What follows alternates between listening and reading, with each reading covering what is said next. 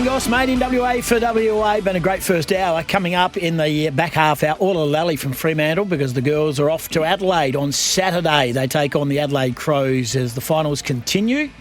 The Adelaide Crows coming off a 7-point loss to North Melbourne.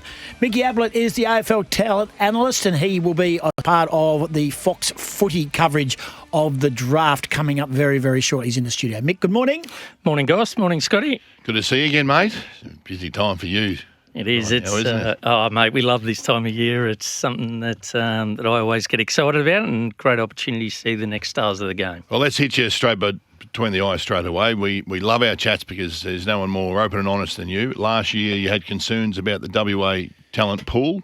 There's been, and you said there was probably this time last year about this year's draft.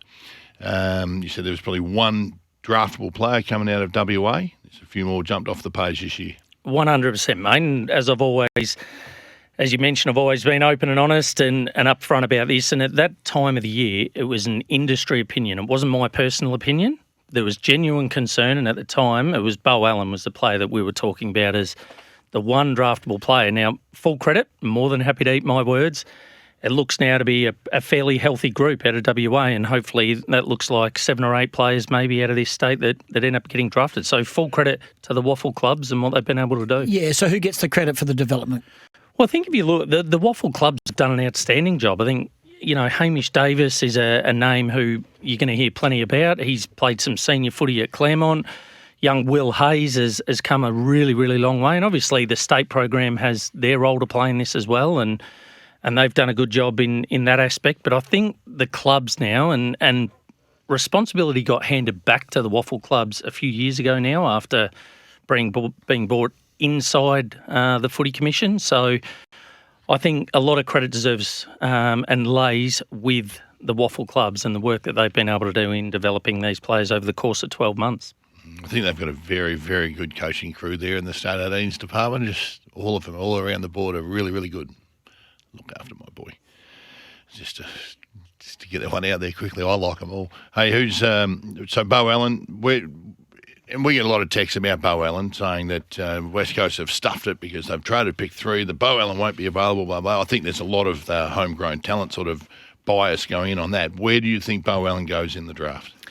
Yeah, it's interesting, isn't it? I mean, we're crystal balling in everything we do, whether it's trade, draft, absolutely. Whatever it is. So it's an opinion-based part of the game. But look, I think Bo Allen's a top 10 prospect. I think he'll be gone. Now, it may play out that he slips through. It's going to be a really borderline decision as to what happens with it, because I think he'll be in the back part of the top 10 if he does happen to go that high, or he could potentially slip through, and it might seem get through to that, pick 12, 13 type space. But if he does, I'd be astounded if West Coast overlooked him. But again, wouldn't be surprised if he gets pounced on prior to that. More on the draft in a moment. So we've got some news through that the gather round fixture. And don't forget, all the fixtures are launched on Thursday, 7 o'clock. We'll have all the fixtures. We'll have that breaking news Thursday morning at 7. The gather round fixture, which takes place in April. So it's the second week of April. So this is the fixture that's just come through. Adelaide, I've actually got the times here because the AFL says match times to be advised. Well, I can go to the Channel 7 one and they've just told us what the times are. Thursday, April 10. Who's running the show, mate? The AFL or the broadcasters? Broadcaster. Adelaide Geelong at the Adelaide Oval, a night fixture, 7:40 local. Friday, April 11, Collingwood Sydney at Adelaide Oval, night fixture. Saturday, April 12, North Melbourne Gold Coast, Barossa. Carlton Adelaide at Adelaide Oval, day fixture. Carlton West Coast, so West Coast to the away team. Means they wear the white shorts. Western Bulldogs versus Brisbane, Norwood Oval. And Melbourne versus Essendon, Adelaide Oval, night fixture. Double header that day, of course. And then on the Sunday, Richmond and Fremantle, day game at the Barossa. Oh, lovely. St Kilda, GWS at Norwood Oval. And the last one is Port Adelaide hosting Hawthorn. Be a cracker on the Sunday night. There's the gather round fixtures. I love that because they've given people plenty of time now to organise their scheduling and their travel arrangements. Exactly right. Brilliant. All righty. So let's just talk about some. Well, obviously, we talked about. We've had in our studio. Who have we had? We've had Hamish Davis. We've had Kyle Gerine, Luke Urquhart, and we had Bowie Allen on the phone last week. That's it. How many do you think? I know it's crystal balling. How many do you think can get drafted this time now? I think there'll be somewhere, I would reckon 6 to 8, I would have thought. I think Do you count rookie listed rookie draft as well? No, I don't. I think because it's an interesting one. I mean, there's a conversation for another day, but rookie list, please give me a spell. Yeah, there's a bit going on there, isn't there? Ridiculous. But blokes have played 200 games and now be going on to rookie lists. Yeah, and look, that's where, to be honest, that's where a lot of WA's talent's going to sit. They're either going to be sort of back end of the draft, those speculative types, and if they do slip through the national draft, then there's every chance that they will get on a rookie list, but it is going to be line ball for a lot of these boys. There's a lot of focus on Victorians, isn't there? Every list that I look at about the potential draftees, it's just all chock-block of Victorian midfielders. Yeah, well, I did some SEN radio back in Melbourne, and there was a caller text in and said, Vic bias and blah, blah, blah. But look, at the end of the day, it is the strongest draft I've seen from a Victorian aspect in my time in footy. Wow. It's massive. And any time it starts to creep up over 50% of the draft being Victorian, you sort of get a little bit of concern for the game. It's not healthy. We want to see a spread of talent from around the country. But this year is certainly very, very Victorian-centric. So we go through our list of players here. You can just tell me yes or no whether they get drafted. I'm Bo Allen, yes. Absolutely. Hamish Davis. Yes. Jackson Artemis. Yeah, look, you can't knock South Jackson. Fremantle boy. Yeah, look, I think he'd be one. Who is that, Jackson Arnold? Explain what's South his Fremantle boy.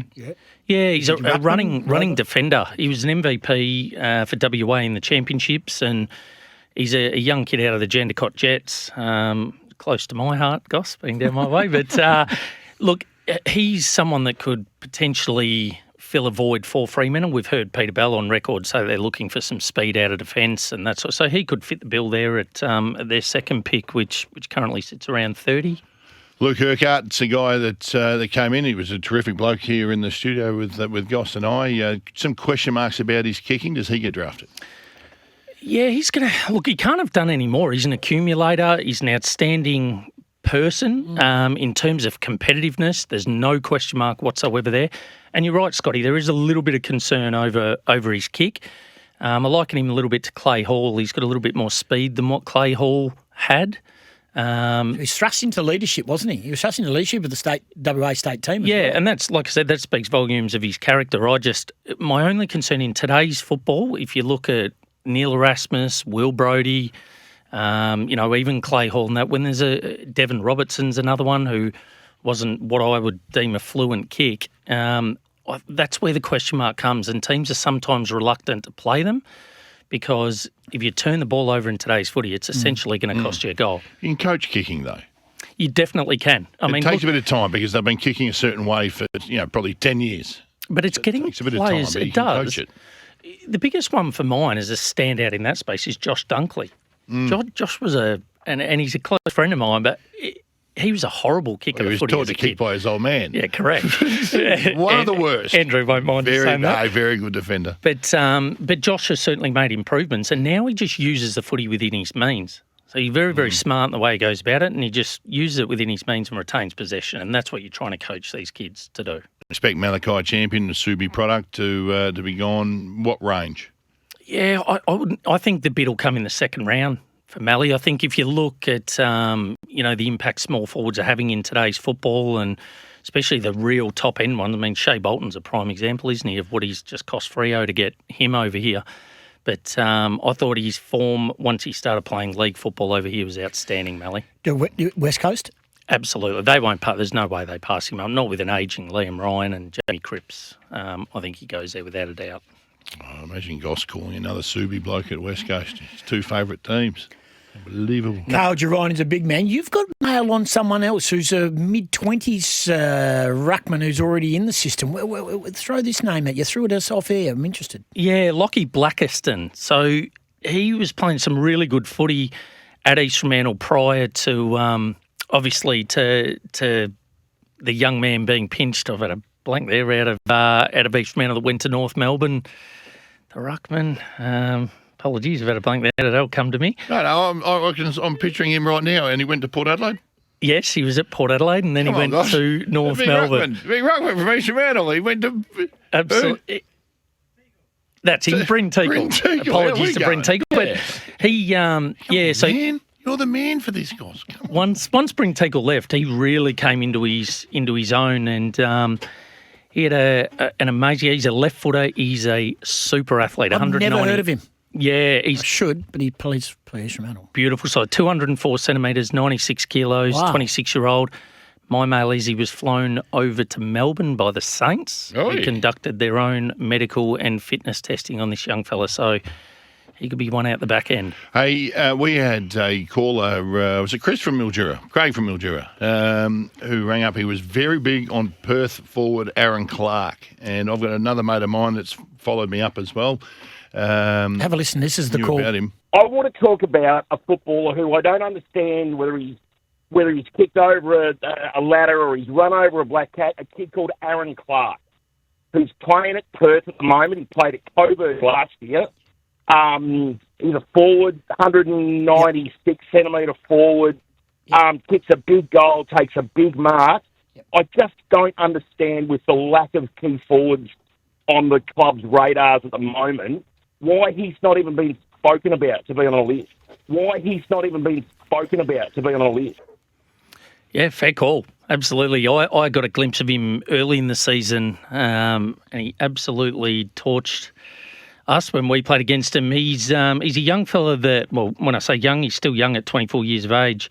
He averaged 3 goals a game across 13 games this year. He kicked 40 goals, 12 for the season. Good kicking. And that's backing up the 32 he kicked for Coburg last year in a shocking struggling club as well. Absolutely. So, yeah, he would be on the radar. There's no doubt about that. But we haven't heard a lot about Lachlan Blackiston, and they're the sorts of players that I love because they bob up late in the draft and they give plenty of players hope in a mature age bracket. That's what I love about this, is because for so many young guys now, it's drafted 18 or bust. And they don't have aspirations to go and play 200 games of waffle footy, which is something else we need to fix. But you've just spoken about a 24-year-old and a 26-year-old.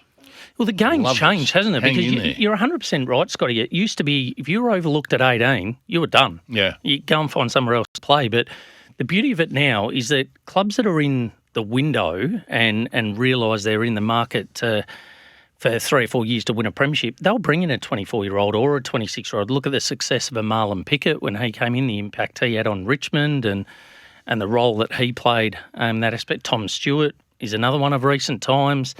John Newcomb at the Hawks. So these guys are coming in, they're ready-made, and they're impacting at AFL level. Last year you talked about a kid being drafted from Subiaco, Luca Kenderfield.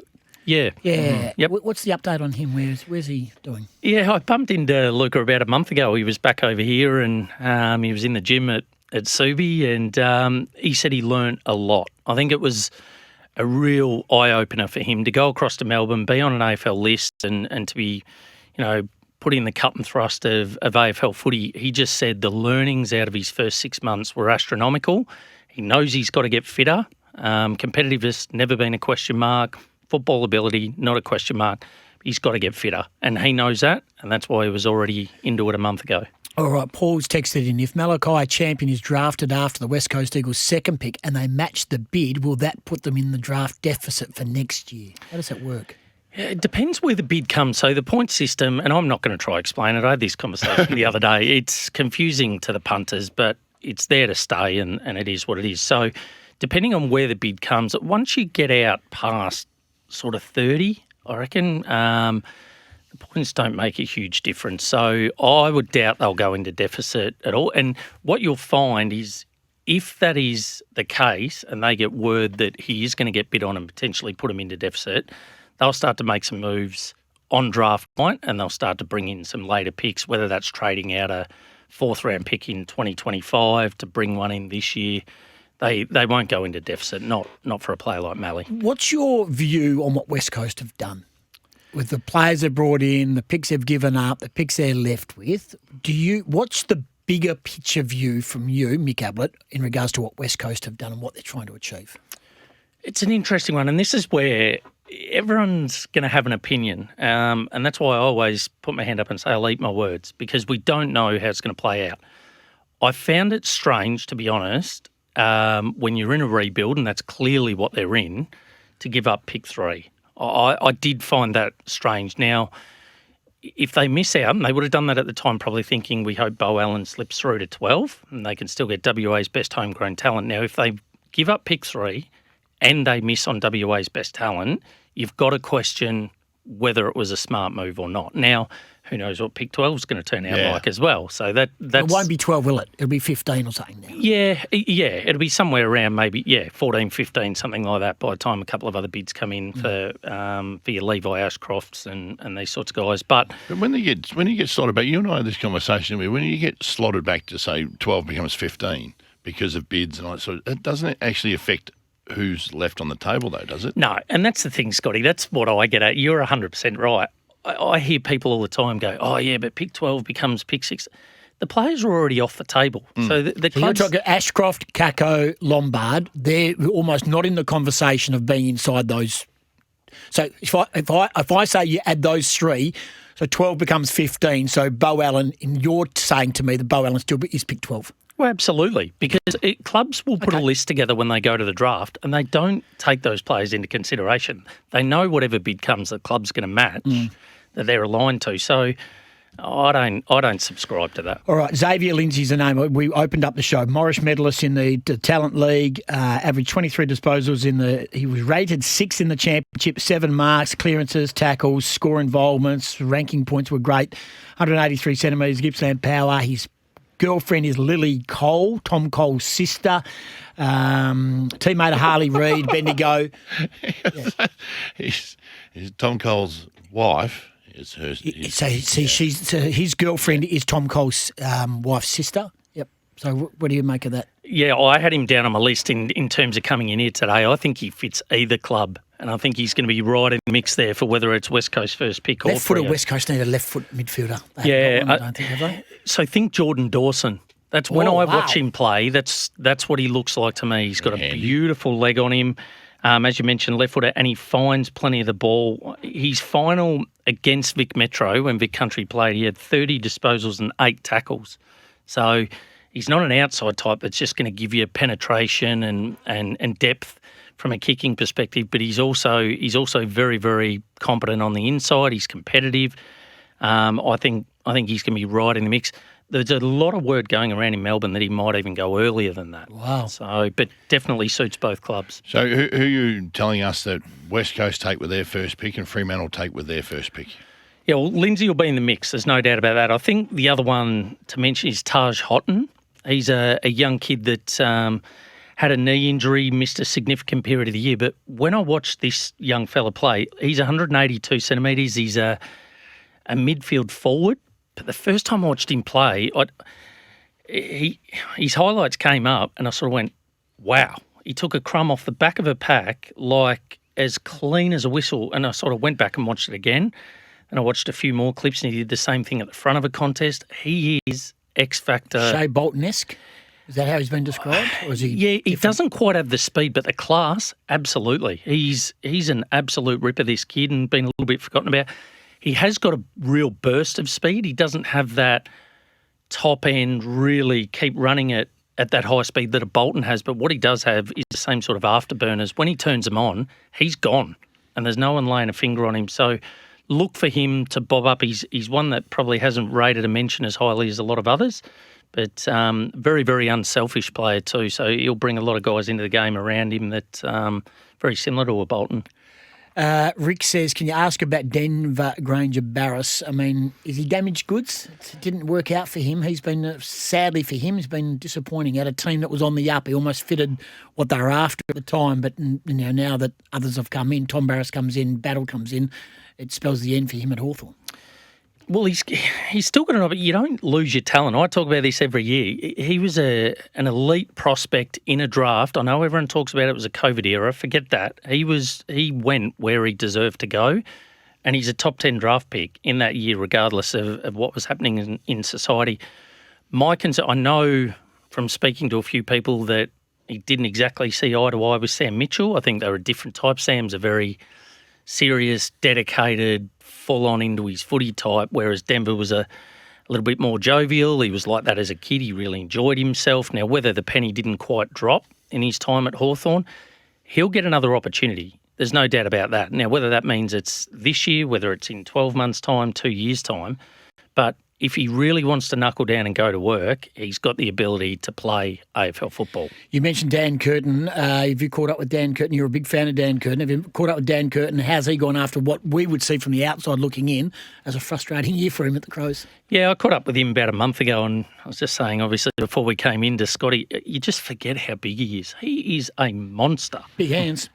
Unbelievable, the size of him, and to be able to play anywhere on the ground. He's a little bit in the realm of a Bo Allen. That's why I look at Bo Allen. Bo Allen can play anywhere on the ground. He's not quite as big as what Dan is physically, but very similar. I spoke with Dan. He was more than happy where he was, said he was really enjoying his time over in Adelaide, and sometimes we expect these guys to come in and just play straight away. He got a taste of it. I thought he showed some nice glimpses of what he's capable of.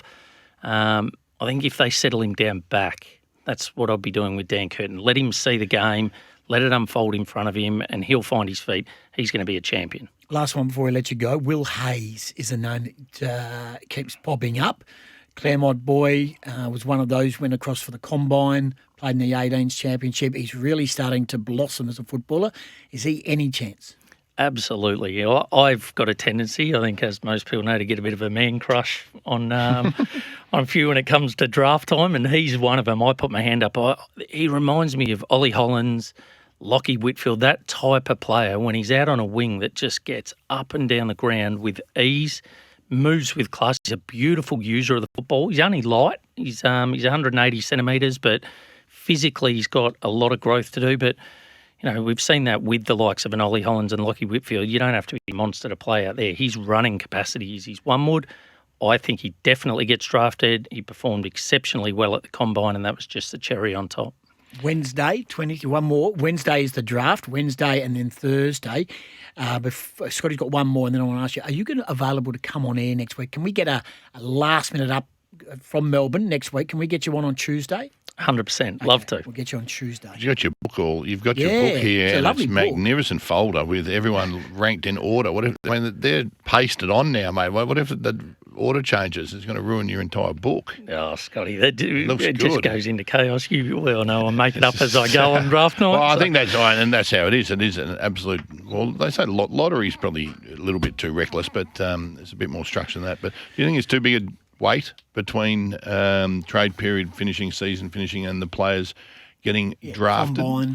Combine and that, or is it just a way the AFL managed to continue to be top of mind in the papers on our shows and on TV and all that sort of jazz? Yeah, I know from working there's two parts to this, and I'll keep it short, but it is the PR machine of the AFL. There is no doubt about that. Everyone goes, let's shorten trade period. No, because it consumes the paper, takes away from cricket and basketball and everything else. But more importantly, I did a lot of work with a guy, Ken Wood, that used to run the rules and regs at the AFL. And when you actually see the timeline of what needs to unfold between delistings, free agency, trade period, the testing, it all lines up. It's not stretched out for no reason. There is a genuine timeline in place, and there's no way of shrinking that. Last one before we speak to you next Tuesday. How crucial is this draft to both the Eagles and the Dockers? For the Dockers, I don't think as much. I think they've got their missing piece in Bolton. I thought that was just a brilliant move by that footy club. I think now there is no excuses. I think they've got all the pieces they need to have a genuine crack at a premiership. For West Coast, we all know they have to get it right. It's massive for them.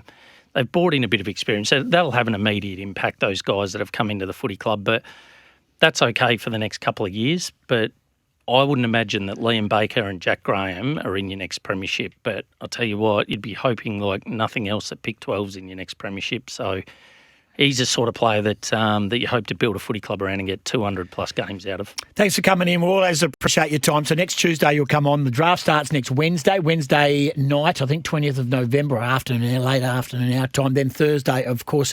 Looking forward to seeing how many West Aussies get drafted and see what the Eagles and Dockers do. We'll get the last minute from you next Tuesday. Good on you, boys.